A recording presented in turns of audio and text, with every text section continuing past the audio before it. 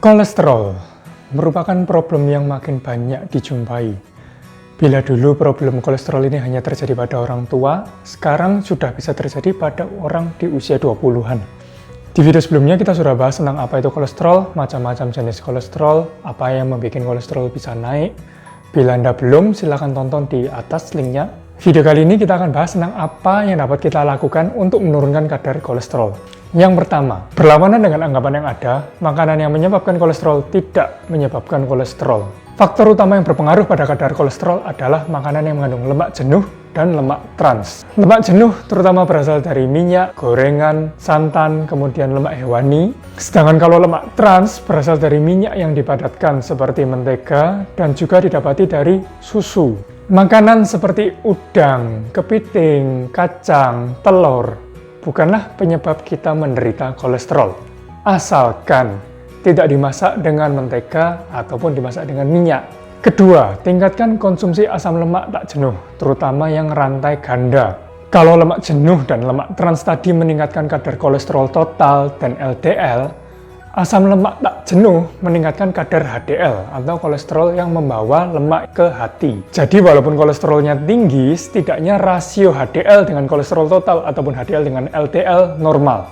Sumber asam lemak tak jenuh bisa kita dapatkan dari makanan seperti buah alpukat, kacang-kacangan, ikan, itu kita dapat omega 3, terutama ikan laut. 3. Perbanyak konsumsi serat. Serat berfungsi untuk mengikat lemak yang ada di usus dan menghambat penyerapan lemak ke dalam darah. Serat itu ada macam-macam. Yang paling berguna untuk menurunkan kolesterol adalah serat bernama beta-glucans. Dia paling banyak didapati dari oat atau barley. Serat-serat lainnya juga berguna untuk menurunkan kolesterol, seperti contohnya pektin yang didapati di buah apel. Sumber serat yang baik bisa kita dapati dari sayuran hijau, di mana warna hijaunya semakin gelap, biasanya kandungan seratnya semakin banyak. Kemudian sumber serat lain berasal dari buah, seperti tadi buah apel yang mengandung pektin dan buah jeruk. Kemudian sumber dari kacang-kacangan dan dari kacang kedelai.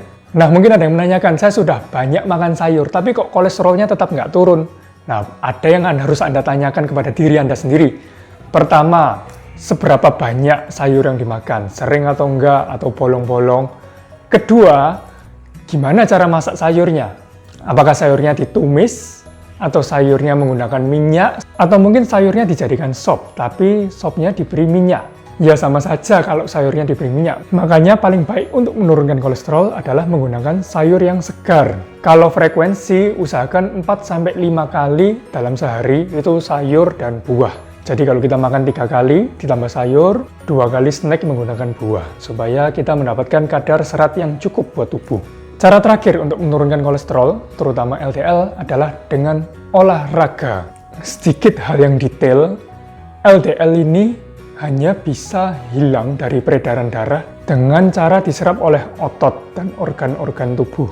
Nah, cara menyerapnya adalah bila otot menggunakan LDL itu sampai habis. Untuk meningkatkan kecepatan pemakaian energi dari LDL, ya satu-satunya cara adalah dengan meningkatkan kebutuhan tubuh, yaitu dengan cara olahraga, terutama olahraga aerobik. Olahraga yang efektif bisa dimulai dengan jalan, lari, mungkin berenang, sepedaan. Usahakan 30-60 menit per hari selama 5 kali seminggu. Baik, demikian 4 cara yang dapat kita lakukan untuk menurunkan kadar kolesterol kita secara alami. Sebenarnya ada cara kelima, yaitu dengan minum obat. Minum obat seperti statin atau golongan fibrat dan golongan-golongan yang lain. Namun, mana yang Anda pilih? Cara yang alami, dengan olahraga, dengan mengatur makan, atau cara yang instan? Harapan saya dengan video ini, kita makin sadar sebenarnya ada hal yang bisa kita lakukan untuk membuat tubuh kita sehat dengan alami. Kalau kita pakai obat-obatan untuk mengendalikan kelainan dari kolesterol kita, ya bisa, cuman obat pun ada efek sampingnya. Kalau golongan statin itu seperti nyeri pada sendi, kemudian gangguan liver kalau semakin berat. Jangan memakai obat, hanya seperti mengganti masalah yang ada dengan masalah yang baru.